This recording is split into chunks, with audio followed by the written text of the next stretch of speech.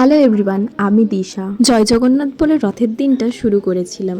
রথযাত্রার দিনটা ভীষণই শুভ বলে মানা হয়, তাই এই দিন আমার এক আত্মীয়ের বাড়িতে গৃহপ্রবেশ ছিল, সেই জন্যই আমি রেডি হয়ে গিয়েছি। আর মা এখানে সকাল সকাল ব্রেকফাস্টে আমার জন্য লুচি তরকারি করেছিল, কারণ তোমরা তো সবাই জানো যে আমি লুচি খেতে ঠিক কতটা ভালোবাসি। সকাল থেকে মনটা আমার ভীষণ খারাপ ছিল, বাট তারপর মনে হলো যে না, উঠি, নিজেকে সাজাই, সেজে গুজে বেরিয়ে পড়ি। যেমন ভাবা তেমন কাজ। এদিকে বাবার সাথে বেরিয়ে পড়লাম। সকাল থেকে ওয়েদারটা ছিল দেখবার মতো। যাওয়ার পথেই চৈতালি মোড়ের বজরংবলী মন্দিরে একটু প্রণাম করে নিলাম।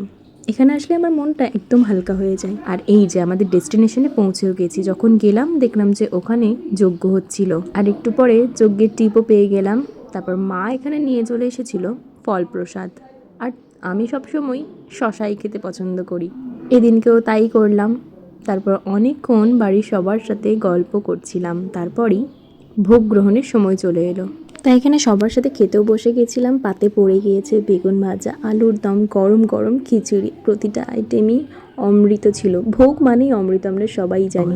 আর এদিকে বাবা সবাইকে জল দিচ্ছিল। এরপর শেষের দিকে পাঁপড়, পায়েস, বোঁদে, মিষ্টি সব কিছু দিয়ে দিয়েছে এখানে।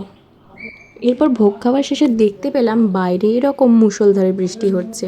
রথের দিনে বৃষ্টি হয় আমরা তো সবাই জানি, আর এই জায়গায় দাঁড়িয়ে বৃষ্টিটা দেখতে এতটা ভালো লাগছিল যে কি বলবো।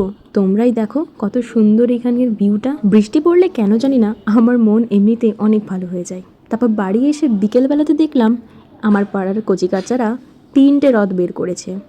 আর একটু সন্ধে হতেই আমি মাকে নিয়ে বেরিয়ে পড়লাম, যাই একটু রথে দড়ি টেনে আসি। যেতে যেতে আরও একটা বাচ্চাদের রথ দেখে নিলাম। আর এখানে দেখতে পেলাম রাস্তায় তসর কাটার রথটা দাঁড়িয়েছিল, সেখানেই দড়িটা টেনে নিলাম। এরপর আমার বান্ধবী কোয়েলো এসে হাজির। ওর আজকে কাজ ছিল, তাই কাজ থেকে এসে একটু লিপস্টিক লাগিয়ে রেডি হয়ে নিল।